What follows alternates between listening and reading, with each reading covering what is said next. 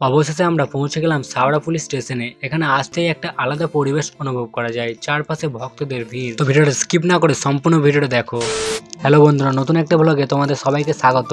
আজকের ভ্রমণটা আমাদের জন্য একটু বিশেষ, কারণ আমরা যাচ্ছি বাবা তারকনাথের দর্শনে। আর তারকেশ্বর যাওয়ার জন্য সবার প্রথমে আমরা বোলপুর প্রান্তিক স্টেশনে চলে এসেছি। প্রথমে ট্রেনে করে যাব বর্ধমান, তারপর বর্ধমান থেকে রওনা দেবো পবিত্র তারকেশ্বরের উদ্দেশ্যে। আর আমরা গেছিলাম শ্রাবণ মাসে পঞ্চম সোমবার, এক কথায় লাস্ট সোমবার। আর তোমরা কে কোন সোমবার গিয়েছিলে একটু কমেন্ট বক্সে জানিয়ে যাবে।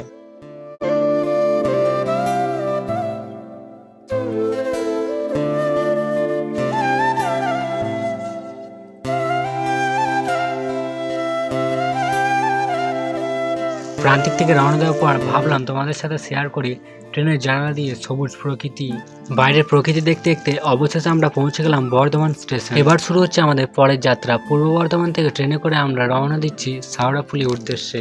তো আবারও ট্রেনে যাত্রা করতে করতে আবার একটা ট্রেনের ছোট্ট সিনেমাটিক দেখে নাও।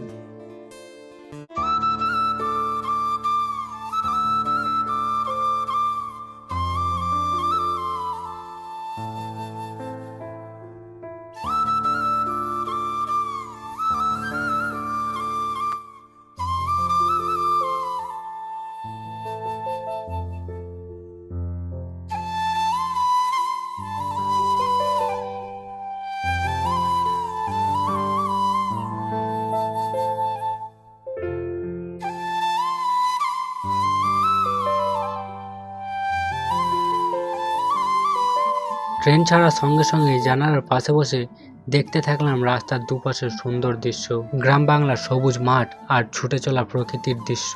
বর্ধমান থেকে শেওড়াফুলি পর্যন্ত এই যাওয়াটা আজকে আমাদের ভ্রমণের সুন্দর অংশ।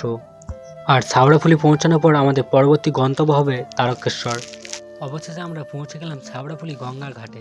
এখানে আসতেই একটা আলাদা পরিবেশ অনুভব করা যায়, চারপাশে ভক্তের ভিড়, মন্দিরে ঘন্টার ধ্বনি, আর পুরো জায়গাটায় আবহাওয়া সবকিছুই মন ভালো করে দেয়। এরপর আমরা গঙ্গা ঘাটে জল তুলে নিলাম, আর জল তোলা হয়ে গেলে বাবা তারকনাথের উদ্দেশ্যে আমরা হাঁটতে শুরু করি। আজকের এই তারকেশ্বর ভ্রমণটা আমাদের মনের মধ্যে অনেক দিন অমিল হয়ে থাকবে। তোমাদের যদি এই ভিডিওটা ভালো লেগে থাকে অবশ্যই একটা লাইক করো, কমেন্ট করে জানিও তোমরা কারা কারা বাবা তারকনাথের দর্শন করে এসছো। আর চ্যানেলটিকে সাবস্ক্রাইব করতে একদম ভুলো না।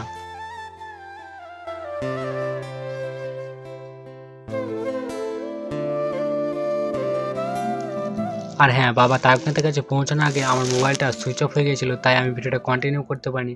তবে হ্যাঁ, কিন্তু বাবা তারকনাথের খুব ভালোভাবে দর্শন পেয়েছি।